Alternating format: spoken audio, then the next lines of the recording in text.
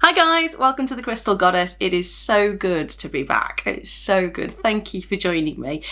So there's been a little bit of a gap in between videos for a big reason, and that is that I had to have a fibrous lump removed from my mouth. So I had an epilis, which is a cellular growth, which is unfortunate, and it happened in the bizarrest of ways, really. So in March, when the UK went into the first lockdown, I think a lot of people kind of went, this is it, we're pressing pause and we're gonna change our lives. And I kind of went, do you know what? I have been eating so much junk over the last year and just not looking after myself and not paying attention to my needs, that this is going to be the thing that's going to restart everything, and it's going to be great. I'm going to come out of this having lost weight, I'll feel great, I'll be fitter, I'll be healthier. So I kind of went on a kickstart and went back to the lifestyle that I led before, which was lots of fruits and vegetables, cutting out processed foods.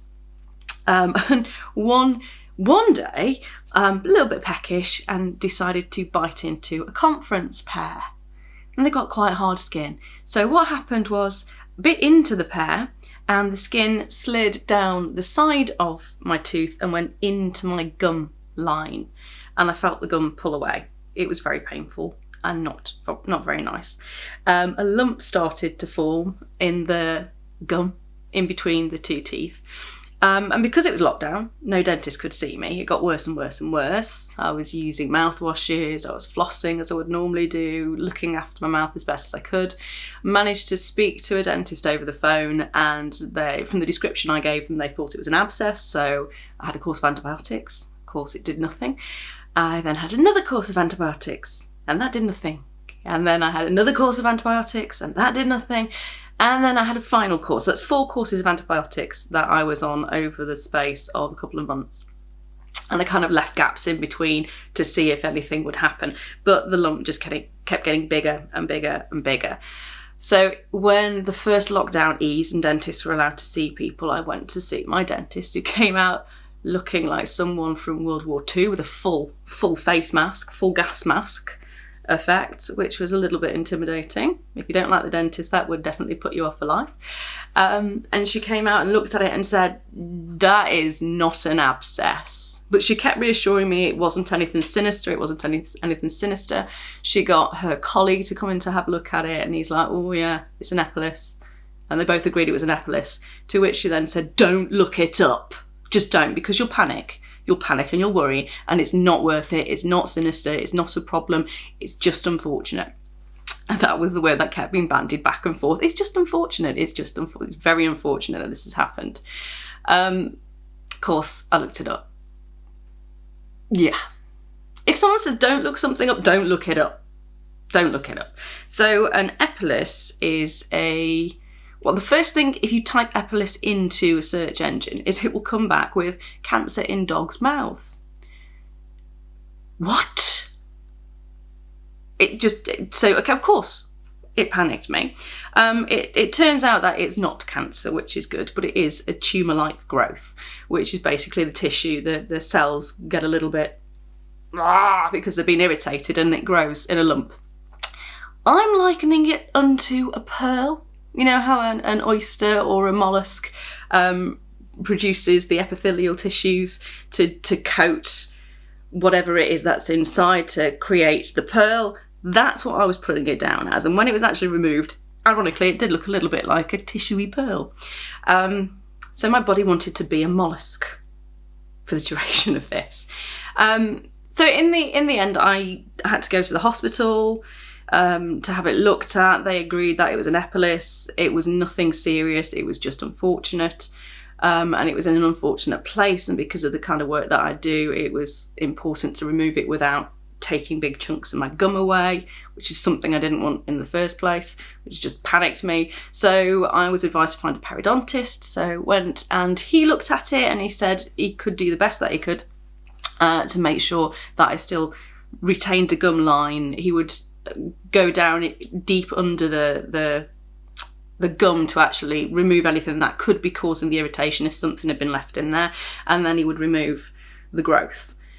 I should have put a warning about grim, because we're going to get even more grim. We're going to get even more grim. So the day of the operation came, and I am not very good with operations. I'm quite a squeamish person. So the idea of someone cutting into me in any way, shape or form petrifies me.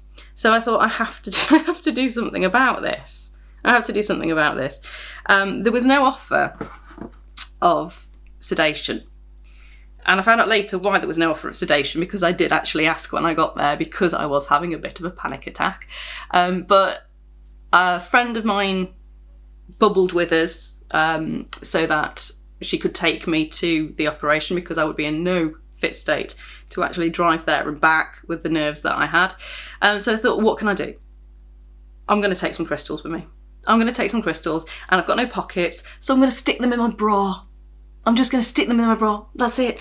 So what did I choose to take with me for this operation, which was very quick, by the way. And there was, apart from the needle, there was no pain. So it was good. Except afterwards, of course. But I know how I get panic-wise and nerves-wise. I actually did attempt to record a Crystal Goddess just before, when I was going to do the whole thing. I was obviously not going to record the operation, but I was going to record going there, taking the crystals with me, and then I was going to record coming out. Nah. But I did take crystals with me. First one I took was this, which by far was the most important. This was a gift from Gemhawks, who I adore to pieces, and it's lepidolite. So for those of you who know lepidolite, you know lepidolite has lithium in it. So I purposely chose this one for its calming qualities, because I kind of knew I needed to be calmed down when I went for something like this. Don't like any kind of surgical procedure at all, so I needed my lepidolite. So that came with me, that went in the bra. I also knew that I would probably chicken out if I didn't have some courage. So I took adventurine with me as well. I could have gone for carnelian, which is also a stone renowned for courage, and the Romans used to use that as kind of a symbol of courage and bravery. But I couldn't find my carnelian, because they tend to float around the house. My daughter tends to move them in random places like the fridge. So I got adventurine, that came with me. I also took citrine so that I could maintain a happy composure. And I chose a ring which was made of amber. And the amber, because of the belief of the